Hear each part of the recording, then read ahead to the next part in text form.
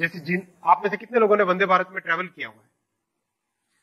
भाई आप बताओ, मुझे प्रैक्टिकली बताओ, झटके, हिलना डुलना, बताओ आपका कैसा एक्सपीरियंस है? बहुत अच्छा। आपका एक्सपीरियंस बताओ, माइक लेके बताओ जरा। बहुत अच्छा एक्सपीरियंस था। साउंड लेवल कितना था? नॉइज समझ में ही नहीं आया कि फास्ट है इतना। क्या बात है। देखो, आप एरोप्लेन से कंपेयर करो, हमने मेजर किया है, एरोप्लेन से कंपेयर करो, एरोप्लेन से 100 गुना कम नॉइज लेवल है वंदे भारत के अंदर। आपका experience? It has been amazing, on time, first of all speed आपको अंदर बैठते पता भी नहीं चलता है, comfort amazing and on time, toilet clean, absolutely. Very good, ताली बजाओ यार, वेरी गुड, एक्सेलेंट। और किसी का एक्सपीरियंस, कोई पॉइंट है जो स्पेशल आप शेयर करना चाहेंगे, आपका एक्सपीरियंस?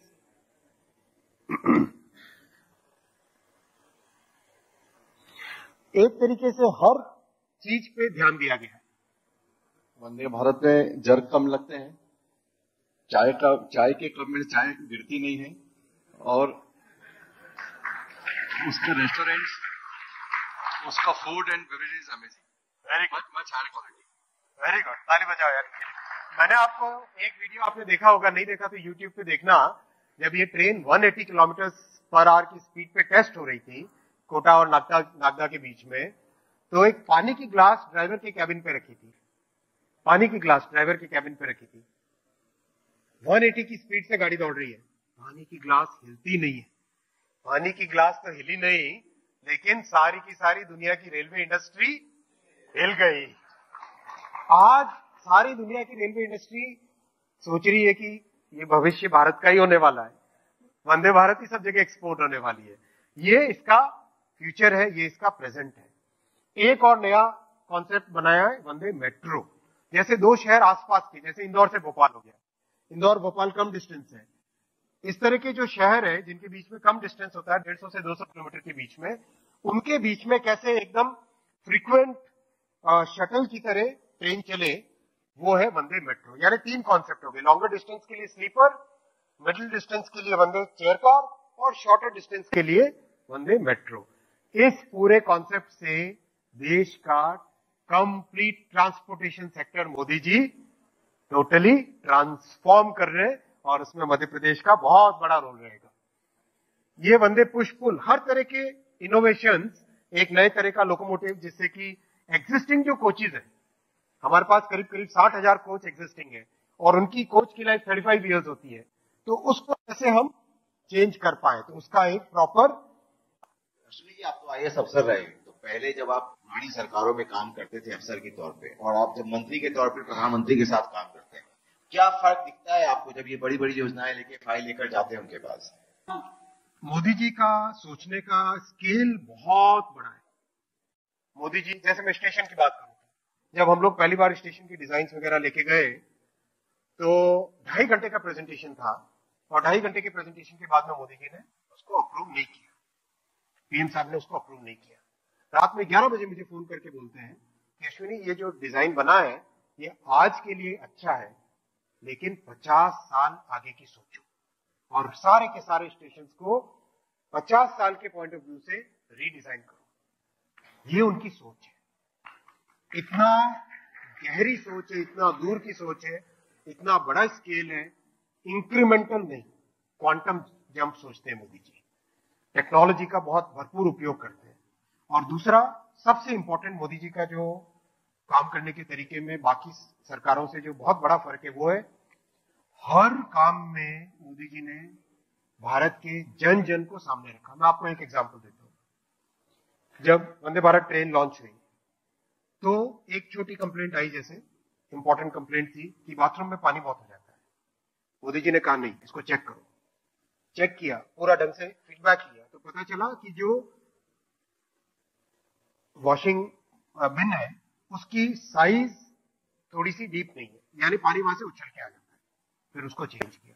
इस तरह से मोदी जी हर चीज में जन जन को सामने रखते हैं, एक देशवासी को क्या जरूरत है उसके हिसाब से सारी स्कीम बनाए। ये बड़ा परिवर्तन। दो सवाल है, और एक तो वंदे भारत का नाम कैसे सोचा गया?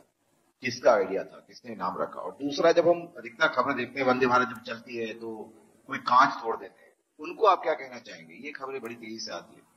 जो लोग रेलवे की किसी भी संपत्ति पे और वंदे भारत जैसी जिसके ऊपर सारा देश आज गौरव कर रहा है, सारी दुनिया जिसको देख रही है, उसके ऊपर जो भी पत्थर मारते हैं, डिस्ट्रॉय करते हैं, डिस्टर्ब करते हैं, उनको मैं क्लियर चेतावनी देना चाहता हूं कि इस तरह का करेंगे उनके ऊपर जबरदस्त एक्शन होगा। और ये आपकी खुद की प्रॉपर्टी है, इसको डिस्टर्ब न करें, इसको डिस्ट्रॉय न करें। अब तक 150 लोग अरेस्ट हो चुके हैं जिन्होंने पत्थर मारे हैं, और मैं फिर एक बार कहता हूं कि इस चीज से दूर रहें।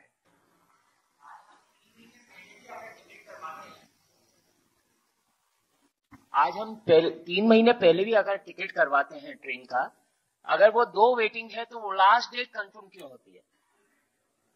ना, ऐसा नहीं है। अगर 2 वेटिंग है और कोई ऊपर से कैंसिल करवाएगा तो पहले कंफर्म होगी। डिपेंड करता है कैंसिलेशन पे। देखो, 60 वर्षों तक इस देश में जो सरकारें थी, विशेषकर एक परिवार की सरकार थी, उस परिवार ने रेलवे पे कभी ध्यान नहीं दिया। उस परिवार के समय के मंत्री जो थे, आप वीडियो देखना, मैं नाम नहीं लेना चाहता, मॉडल कोड ऑफ कंडक्ट भी है, उन्होंने रेलवे को एक दूध दोहने वाली गाय बोला था। आप समझ गए होंगे किसकी बात कर रहा हूं। ऐसी सरकारें थी देश में। ये जब मोदी जी आए, उन्होंने रेलवे को ट्रांसफॉर्म करने का, क्योंकि जन जन की सवारी है, गरीबों की सवारी है, मिडिल क्लास की सवारी है, इसीलिए आपने देखा 30,000 करोड़ से 2,40,000 करोड़ पे पहुंचा है बजट। इसीलिए आपने देखा इतने ट्रैक बने, इसीलिए आपने देखा इतनी इलेक्ट्रिफिकेशन हुई। अब और कैपेसिटी बढ़ा के ऐसी परिस्थितियां लानी है, मोदी जी के 3rd टर्म में ही वेटिंग लिस्ट का झमेला ही खत्म हो जाए। चलिए मैं आगे बढ़ता हूं डिजिटल पे। अब मैं डिजिटल पे बढ़ता हूं आगे, डिजिटल पे बढ़ता हूं। अब आप सब ने डिजिटल का उपयोग किया है। कितने लोग जो डिजिटल पेमेंट करते हैं यहां पे? करीब 100% डिजिटल पेमेंट कर रहे हैं, राइट? ये ट्रांसफॉर्मेशन कभी सोचा जा सकता था? एक समय था 10 साल पहले, भारत के जनमानस में कांग्रेस ने लंबे टाइम तक ये भावना डाल के रखी हुई थी कि भाई टेक्नोलॉजी है, चाहे वैक्सीन की हो, चाहे डिजिटल की हो, चाहे इलेक्ट्रॉनिक्स की हो, तो वो बाहर से इंपोर्ट करनी पड़ेगी। एक ऐसी हीन भावना डाल के रखी हुई थी कांग्रेस ने। 60 वर्षों तक हर नागरिक को यह सिखाया कांग्रेस ने कि भाई जब भी टेक्नोलॉजी चाहिए बाहर से लानी है। ये बहुत बड़ी उनकी साजिश थी देश के प्रति, देशवासियों के प्रति, जिसको उन्होंने अपने 60 वर्ष के एक परिवार के राज में देश के जनमानस में वो बीज रोपा। जब मोदी जी आए, उन्होंने सबसे पहले उसको बदला, इस हीन भावना को दूर किया, देश में आत्मविश्वास को बढ़ाया। हमारे ही टैलेंट, हमारे ही नागरिक, हमारे इंजीनियर्स, हमारे ही साइंटिस्ट वो कर सकते हैं जो दुनिया के किसी भी देश का, समृद्ध से समृद्ध देश का नागरिक, समृद्ध से समृद्ध देश का इंजीनियर कर सकता है, वो हिंदुस्तान का इंजीनियर भी वही कर सकता है। इस भावना को मोदी जी लेकर